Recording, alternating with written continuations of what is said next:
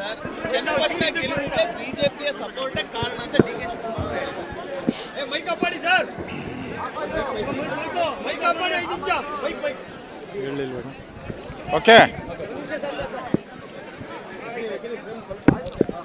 ಕಾಂಗ್ರೆಸ್ ಅವರು 3 ಬೈ ಎಲೆಕ್ಷನ್ನಲ್ಲೇನು ಗೆದ್ದುಬಿಟ್ಟಿದ್ದೀರಿ ಅಂತೇಳಿ ಬೀಗ್ತಾ ಇದ್ದಾರೆ. ಇದು ಟೆಂಪರವರಿ ಅಷ್ಟೇ. ನಮ್ಮ ಸರ್ಕಾರ BJP ಸರ್ಕಾರ ಹಿಂದೆ 3 ವರ್ಷ ಹಿಂದೆ ಇದ್ದಾಗ, ಯಡಿಯೂರಪ್ಪನವರು ಮುಖ್ಯಮಂತ್ರಿ ಆಗಿದ್ದಾಗ ನಾವು 18 ಬೈ ಎಲೆಕ್ಷನ್ ಗೆದ್ದಿದ್ದೀರಿ. ಅದು ಎಲ್ಲ ಕಾಂಗ್ರೆಸ್ ಅವ್ರದ್ದೇ. ಹಾಗಾದ್ರೆ 18 ಬೈ ಎಲೆಕ್ಷನ್ ಗೆದ್ದು ಜನರಲ್ ಎಲೆಕ್ಷನಲ್ಲಿ ನಾವು ಸೋತಿದ್ದೀರಿ. ಇವ್ರು 3 ಎಲೆಕ್ಷನ್ ಗೆದ್ದೇ ಹಿಂಗೆ ಮೆರಿತಾ ಇದ್ದಾರಲ್ಲ, ಇನ್ನು 18 ಬೈ ಎಲೆಕ್ಷನ್ ಗೆದ್ದವ್ರು ನಾವು ಹೆಂಗೆ ಮೆರಿಬೇಕು? ಮೊನ್ನೆ ತಾನೇ ಲೋಕಸಭಾ ಚುನಾವಣೆಯಲ್ಲಿ ನಿಮ್ಗೆ ಜನ ಬೆಂಬಲ ಇದ್ದಿದ್ರೆ ಮೊನ್ನೆ ಲೋಕಸಭಾ ಚುನಾವಣೆಯಲ್ಲಿ ಯಾಕೆ ಮಂಡು ಮುಕ್ಕಿದ್ರಿ? ನಾವು 19 ಸ್ಥಾನ ಗೆದ್ರಿ, ನೀವು 9 ಸ್ಥಾನ ಗೆದ್ರಿ, ಡಬಲ್ ಡಿಜಿಟ್ಗೂ ಬರಲಿಲ್ಲ.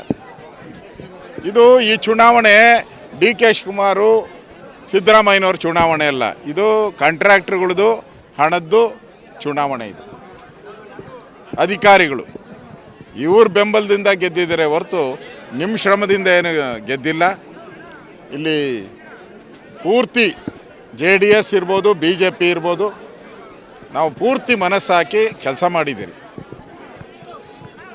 ಆದರೆ ನಿಖಿಲ್ ಕುಮಾರಸ್ವಾಮಿ ಅವರಿಗೆ ಅದೃಷ್ಟ ಇರಲಿಲ್ಲ, ಕೊನೆ ಮೂಮೆಂಟಲ್ಲಿ ಬಂದರು. ಪಾಪ ಮುಂದೆ ಭವಿಷ್ಯ ಇದೆ, ನಿಖಿಲ್ ಕುಮಾರಸ್ವಾಮಿಗೆ ಮುಂದೆ ಒಳ್ಳೆ ಭವಿಷ್ಯ ಇದೆ. ನಾನು ಕೂಡ ಅವರಿಗೆ ಬೆಳಗ್ಗೆ ಮಾತಾಡಿ, ನಿಖಿಲ್ ಕುಮಾರಸ್ವಾಮಿ ಅವರಿಗೆ ಬೆಳಗ್ಗೆ ಮಾತಾಡಿ ಧೈರ್ಯ ಹೇಳಿದ್ದೀನಿ. ನಾನು ಕೂಡ ಒಟ್ಟಾಗಿ ನಾವು ಮುಂದೆ ಬರುವಂಥ ಚುನಾವಣೆಗಳಿಗೆ ತಯಾರಾಗೋಣ ಅನ್ನೋ ಮಾತನ್ನು ಹೇಳಿದ್ದೀರಿ. ಅಂದರೆ ಡಿ.ಕೆ. ಶಿವಕುಮಾರ್ ಅವರು ಹೇಳ್ತಾ ಇರೋದು ಯೋಗೇಶ್ವರ್ ಗೆಲುವಿಗೆ ಬಿಜೆಪಿ ಅವರೇ ಕಾರಣ ಅಂತ ಹೇಳ್ತಾರೆ. ಸಪೋರ್ಟ್ ಆಗಿದೆ ಅಂತ ಬಿಜೆಪಿ ಹಿಂದೆ ಇದೇ ಕ್ಷೇತ್ರದಲ್ಲಿ ಬರುವಂಥ ಕನಕಪುರ ಕ್ಷೇತ್ರ, ಅಲ್ಲಿ ಡಿ.ಕೆ. ಸುರೇಶ್ ಅವರು ಸೋತ್ರಲ್ಲ, ಅದಕ್ಕೆ ಯಾರು ಕಾರಣ? ಕಾಂಗ್ರೆಸ್ ಅವರೇ ತಾನೆ, ಸಿದ್ದರಾಮಯ್ಯನವರೇ ತಾನೆ. ಒಪ್ಕೊತಾರೆ ಅವರು ಒಪ್ಕೊಳೋದಾದ್ರೆ ಆಮೇಲೆ ನಾವು ಮಾತಾಡ್ತೀನಿ. ಅದರಿಂದ ಇಲ್ಲಿ ತಂದಿಕ್ಕೋ ಕೆಲಸವನ್ನು ಡಿ.ಕೆ. ಶಿವಕುಮಾರ್ ಮಾಡಬಾರ್ದು. ಅವ್ರಿಗೆ ಚುನಾವಣೆಯಲ್ಲಿ ಕ್ಯಾಂಡಿಡೇಟ್ ಗತಿ ಇಲ್ದಿರ BJPಯಿಂದ ತಗೊಂಡ್ರಿ. ನಿಮ್ಗೆ ಗತಿ ಇಲ್ಲ ಅಂತ ನಿಮ್ಮ ಕಾಂಗ್ರೆಸ್ ಪಾರ್ಟಿಯಲ್ಲಿ ಯಾರು ಗತಿ ಇರಲಿಲ್ವಾ? ಕಾರ್ಯಕರ್ತ ಇರಲಿಲ್ವಾ? ನಮ್ಮ ಪಾರ್ಟಿಯಿಂದ ತಗೊಂಡು ಚುನಾವಣೆಯಲ್ಲಿ ಕ್ಯಾಂಡಿಡೇಟ್ ಮಾಡಿ ಇವತ್ತು ನಮಗೆ ಸವಾಲಾಗ್ತಿರಲ್ಲ ನೀವು. ಅದರಿಂದ ಡಿ.ಕೆ. ಶಿವಕುಮಾರ್ ಏನು ಹೇಳ್ತಾರೆ ಅದೆಲ್ಲ ಸುಳ್ಳು. ಅವ್ರು ಫಸ್ಟು ಸಿದ್ದರಾಮಯ್ಯನಿಗೂ ಡಿ.ಕೆ. ಶಿವಕುಮಾರ್ಗಿರೋ ಜಗಳನ ಫಸ್ಟು ತೀರ್ಮಾನ ಮಾಡ್ಕೊಳ್ಳಿ, ಆಮೇಲೆ ಉಳಿದಿದ್ದೆಲ್ಲ ನಾವು ಹೇಳ್ತೀವಿ.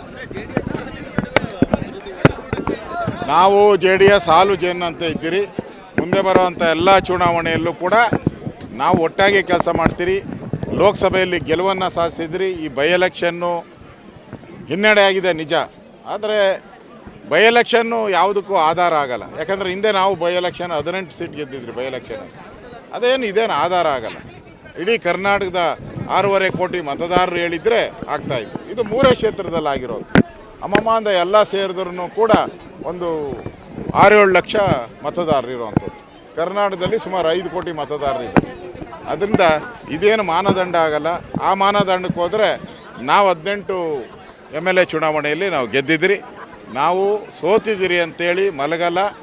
ಈ ಕಾಂಗ್ರೆಸ್ಸಿನ ಭ್ರಷ್ಟಾಚಾರ ಏನಿದೆ, ಮೂಢ ಹಗರಣ ಏನಿದೆ, ವಾಲ್ಮೀಕಿ ಹಗರಣ ಏನಿದೆ, ಲಿಕ್ಕರ್ ಹೆಸರಲ್ಲಿ 700 ಕೋಟಿ ಏನು ಮಾಡಿದ್ದಾರೆ, ಇದೆಲ್ಲನೂ ಕೂಡ ವಿಧಾನಸಭಾ ಅಧಿವೇಶನದಲ್ಲಿ ಈ ಬಾರಿ ನಾವು ಚರ್ಚೆ ಮಾಡ್ತೀರಿ.